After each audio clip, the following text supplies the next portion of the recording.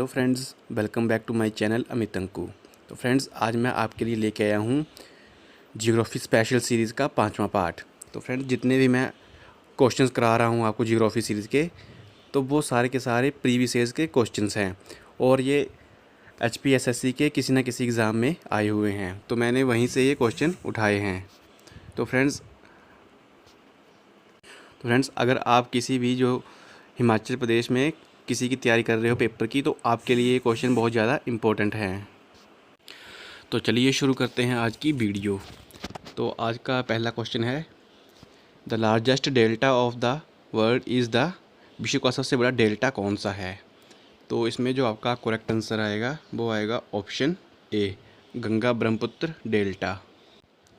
Next question is, a mixture of sand, clay and silt is known as, रेत, clay तथा silt का मिश्रण जाना जाता है।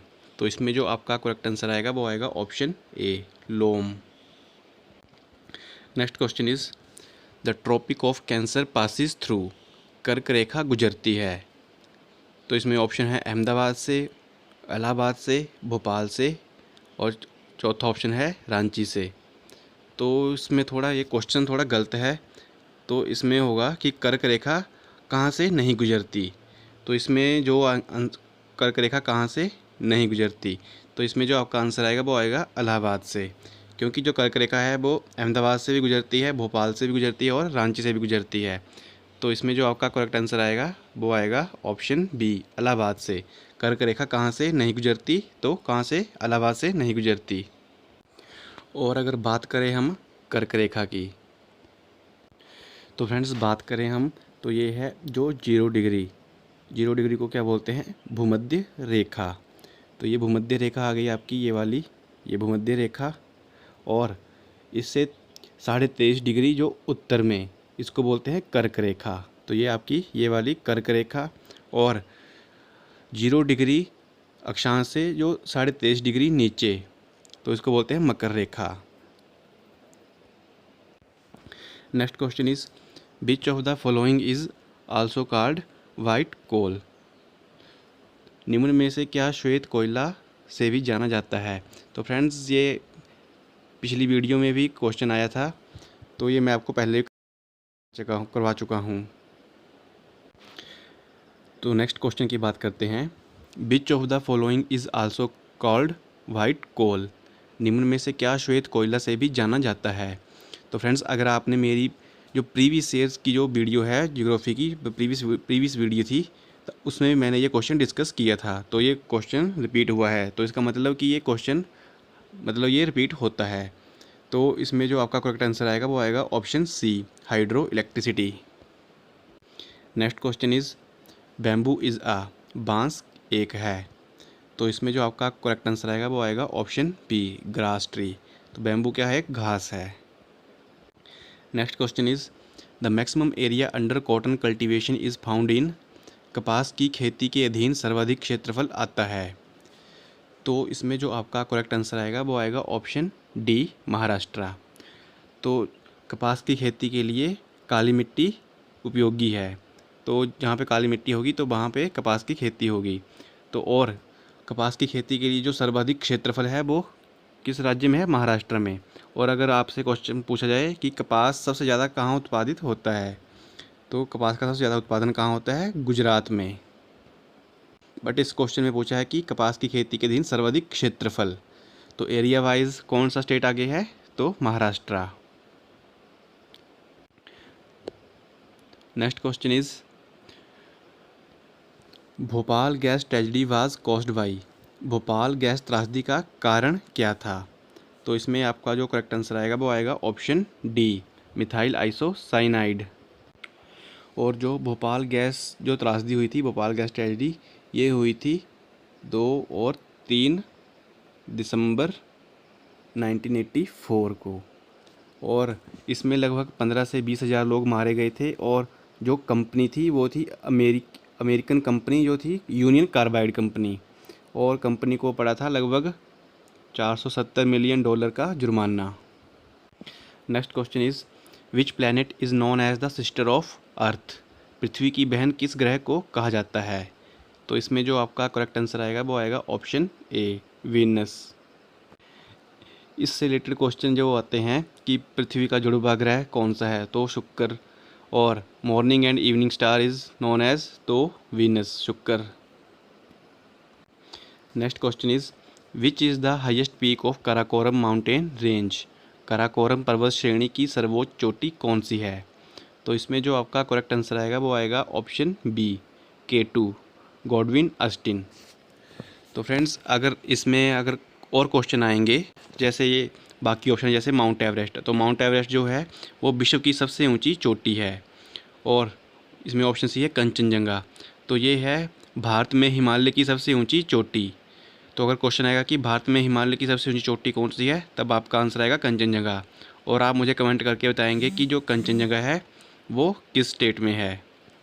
और इसमें ऑप्शन डी है शिल्ला, तो आप मुझे कमेंट करके बताएंगे कि ये शिल्ला चोटी है ये कौन से राज्य में है। Next question is which is the deepest trench of the world. विश्व की सबसे गहरी खाई कौन सी है। तो इसमें जो आपका करेक्ट आंसर आएगा वो आएगा ऑप्शन ए, मरियाना ट्रेंच। तो मरियाना ट्रेंच जो है वो प्रशांत महासागर में है और इसकी जो गहराई है वो है लगभग 11 किलोमीटर, 11,000 मीटर।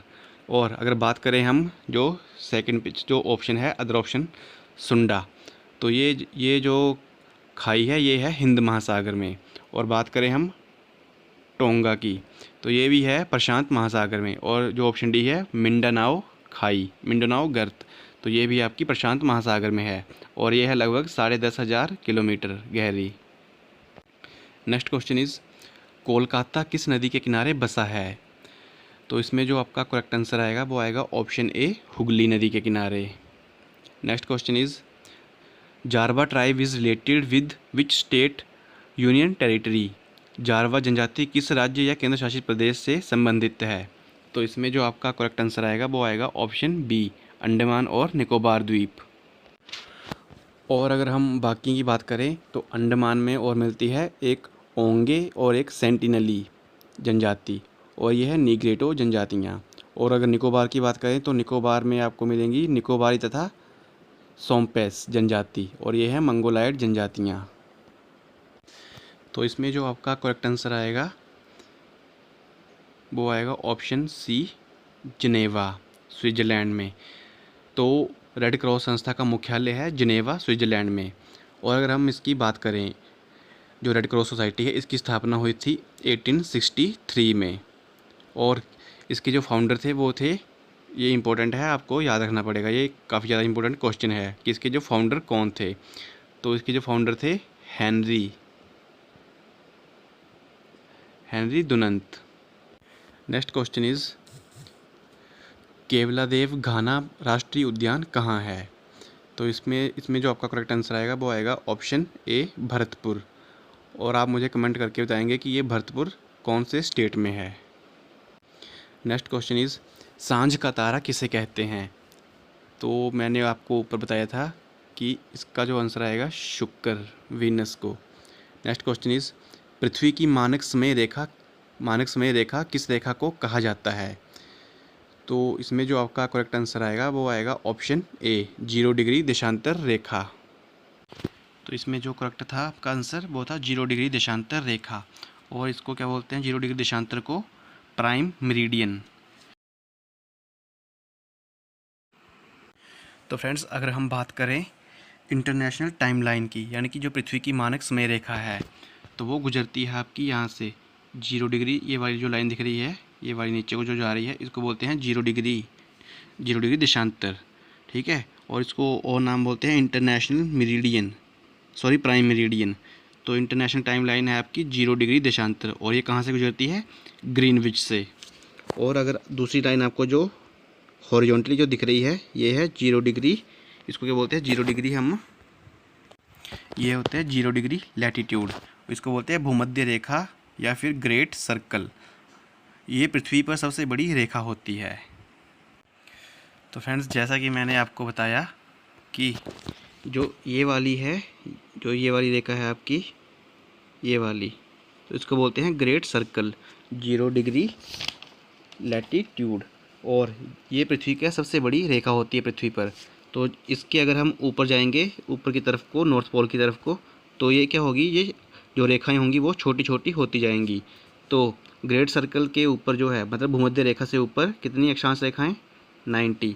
और भूमध्य रेखा से नीचे दक्षिण की तरफ कितनी, 90। टोटल कितनी हो गई, 180। ठीक है, टोटल 180। और अगर इसको जोड़ दी जाए बीच वाली को तो कितनी होगी, 181। तो अगर आपसे पूछा जाए कि टोटल अक्षांश रेखाएं कितनी हैं, तो वो हैं आपकी 181। क्योंकि जो ग्रेट सर्कल से ऊपर 90 और ग्रेट सर्कल के नीचे 90 और साथ में एक ग्रेट सर्कल, तो कितनी होगी, 181। और अगर आप ध्यान से देखेंगे तो जो पोल होगा नॉर्थ पोल, तो उस पर वो एक सिर्फ बिंदु होगा, और साउथ पोल पे भी वो एक बिंदु होगा। तो अगर आपसे पूछा जाए कि कर जो टोटल रेखाएं कितनी हैं, अक्षांश रेखाएं, तो वो हैं आपकी 179। क्योंकि जो दो हैं, ये दो रेखाएं जो हैं लगभग एक बिंदु के समान है नॉर्थ पोल और साउथ पोल में। तो टोटल कितनी अक्षांश रेखाएं होंगी, 179। तो फ्रेंड्स, अगर किसी को पता नहीं लगा हो तो वो मुझे कमेंट करके बता देना, मैं आपको फिर से समझा दूंगा। तो चलिए नेक्स्ट क्वेश्चन की बात करते हैं। गल्फ स्ट्रीम किस महासागर से संबंधित है? तो इसमें जो आपका करेक्ट आंसर आएगा वो आएगा ऑप्शन सी, अटलांटिक महासागर में। और इसमें आप और याद रख सकते हैं क्वेश्चन, जैसे कि क्वेश्चन आता है कि विश्व की सबसे तेज़ चलने वाली धारा कौन सी है? तो वो है आपकी गल्फ स्ट्रीम जलधारा। और कि इससे रिलेटेड एक क्वेश्चन और आता है कि सार्गेसियो सागर जो है वो कौन से महासागर में है? तो वो है आपका उत्तरी अटलांटिक महासागर में। नेक्स्ट क्वेश्चन इज़, विश्व की सबसे लंबी नदी कौन सी है? तो विश्व की जो सबसे लंबी नदी है वो है नील नदी।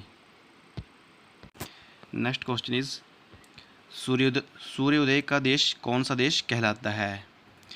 तो इसमें जो आपका करेक्ट आंसर आएगा वो आएगा option B, Japan.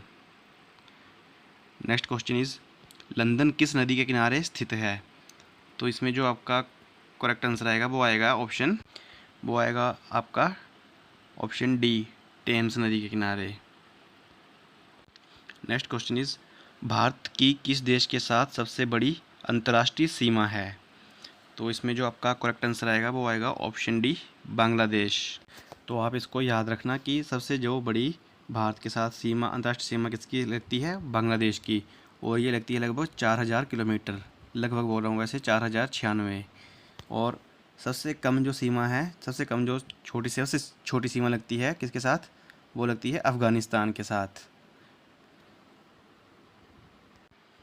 Next question is, गुलाबी क्रांति किससे संबंधित है? तो इसमें जो आपका करेक्ट आंसर आएगा वो आएगा ऑप्शन डी, झींगा मछली उत्पादन। Next question is 169, very very important question. Panna में मुख्य कौन सा खनिज मिलता है? तो इसमें जो आपका करेक्ट आंसर है वो है ऑप्शन सी, हीरा। तो इस क्वेश्चन को घुमा के भी पूछ सकते हैं कि भारत में हीरे की खानें कहाँ स्थित हैं? तब आपका आंसर आएगा पन्ना में। नेक्स्ट क्वेश्चन इज़, इरूला जनजाति किस राज्य से संबंधित है? तो इसमें जो आपका करेक्ट आंसर आएगा वो आएगा option A, Tamil Nadu.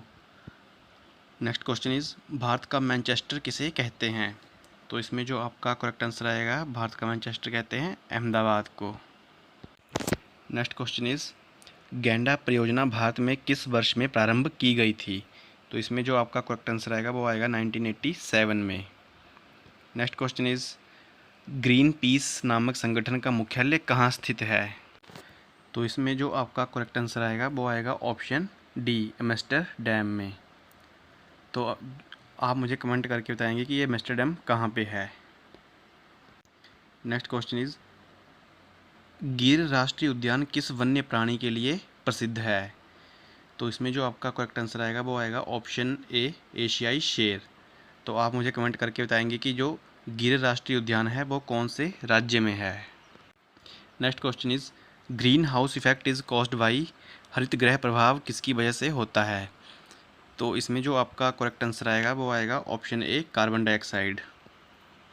Next question is very very important question.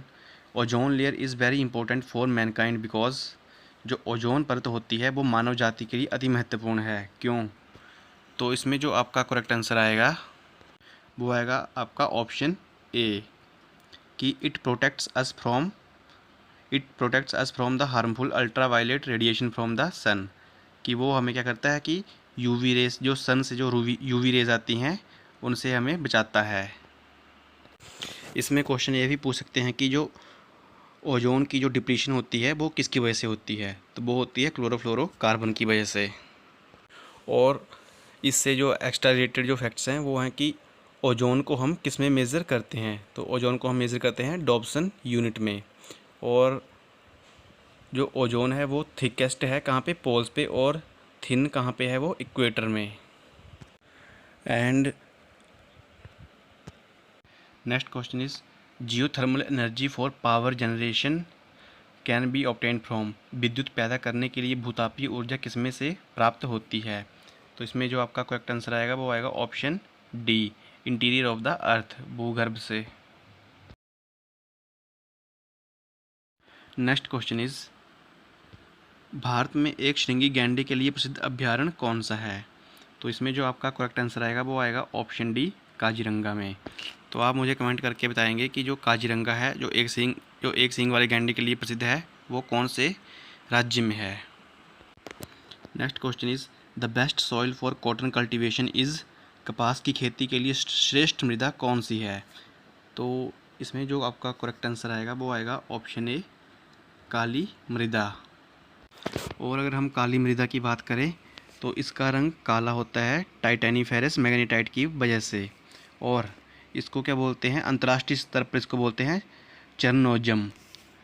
और काली मिट्टी को और क्या बोलते हैं, रेगुर या कपास वाली मिट्टी, यानी कि ब्लैक कॉटन सॉइल, क्योंकि इस पे क्या होता है कि जो कॉटन है, कपास है, वो उत्पादित किया जाता है। और कई बार क्वेश्चन आता है कि जो काली मिट्टी का जो निर्माण है वो कैसे होता है, तो काली मिट्टी का निर्माण होता है बेसाल्ट चट्टानों से टूटने या लावा प्रवाह से। Next question is what is the speed of light of sun, सूर्य के प्रकाश की चाल कितनी होती है, तो इसमें जो आपका करेक्ट आंसर आएगा वो आएगा ऑप्शन ए, 3 लाख किलोमीटर प्रति second. Next question is which is called tropic of cancer, कर्क रेखा किसे कहते हैं, तो इसमें जो आपका करेक्ट आंसर आएगा वो आएगा ऑप्शन ए, 23.5 डिग्री उत्तरी अक्षांश रेखा को। तो मैंने ये आपको पहले भी समझाया था कि अगर ये भूमध्य रेखा है तो भूमध्य रेखा से 23.5 डिग्री ऊपर जो होगा वो कर्क रेखा, और भूमध्य रेखा से 23.5 डिग्री जो दक्षिण की तरफ, नीचे की तरफ, साउथ की तरफ, वो होगी आपकी मकर रेखा।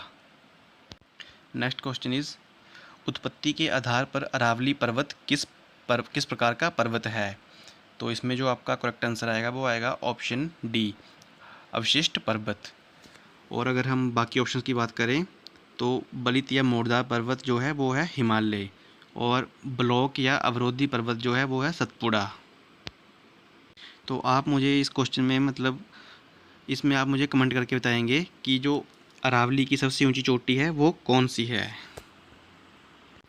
नेक्स्ट क्वेश्चन इज़ मौसमी घटनाएं वायुमंडल के किस मंडल में होती हैं, तो जितने भी मौसमी घटनाएं होती हैं वो वायुमंडल के क्षोभ मंडल में होती हैं, यानी कि ट्रोपोस्फेयर में होती हैं। इसमें जो आपके और क्वेश्चन बन सकते हैं, जैसे कि जो इसकी एवरेज हाइट है, जो ट्रोपोस्फेयर की जो एवरेज हाइट है वो है लगभग आपकी 13 किलोमीटर, और ये सभी लेयर्स में क्या है, डेंसेस्ट लेयर है। और कि ट्रोपोस्फेयर एंड स्ट्रेटोस्फेयर को कौन अलग करता है, ट्रोपोपाउस, यानी क्षोभ मंडल और सप्ताह मंडल को कौन अलग करता है, tropopause. Next question is which is the most saline area, सर्वाधिक लवणता वाला क्षेत्र कौन सा है, तो इसमें जो आपका करेक्ट आंसर आएगा वो आएगा ऑप्शन ए, वान झील। नेक्स्ट क्वेश्चन इज विश्व की सबसे बड़ी झील कौन सी है, तो इसमें जो आपका करेक्ट आंसर आएगा वो आएगा ऑप्शन सी, कैस्पियन सागर। तो जो कैस्पियन सागर है वो एक खारे पानी की झील है, तो इसको हम, जब क्वेश्चन आता है कि विश्व की सबसे बड़ी खारे पानी की झील कौन सी है, तो तब उसका आंसर आएगा कैस्पियन सागर। तो इसमें नाम में छुपा हुआ कि कैस्पियन, यानी कि कैसे पिएं, तो खारे पानी को कैसे पिएं, तो सबसे बड़ी खारे पानी की झील है कैस्पियन सागर। और अगर आपसे क्वेश्चन पूछा जाए कि विश्व की सबसे बड़ी मीठे पानी की झील कौन सी है, तब आपका आंसर आएगा सुपीरियर झील। और अगर पूछा जाए कि विश्व की सबसे ऊंची झील कौन सी है, तब आपका आंसर आएगा, वो आएगा टिटिकासा झील। और विश्व की सबसे गहरी झील है वो है बैकाल झील। और इनसे रिलेटेड अगर क्वेश्चन और आए तो वो आ सकता है कि लैंड ऑफ 1000 लेक किसे कहा जाता है। तो किसे कहा जाता है लैंड ऑफ 1000 लेक? फिनलैंड को। नेक्स्ट क्वेश्चन इज़ हैदराबाद किस नदी के किनारे स्थित है? तो हैदराबाद जो है वो मूसी नदी के किनारे स्थित है। अगर हम सरयू, जो ऑप्शन सी दिख रहा है, तो अयोध्या किस नदी के किनारे स्थित है? तो अयोध्या सरयू नदी के किनारे स्थित है।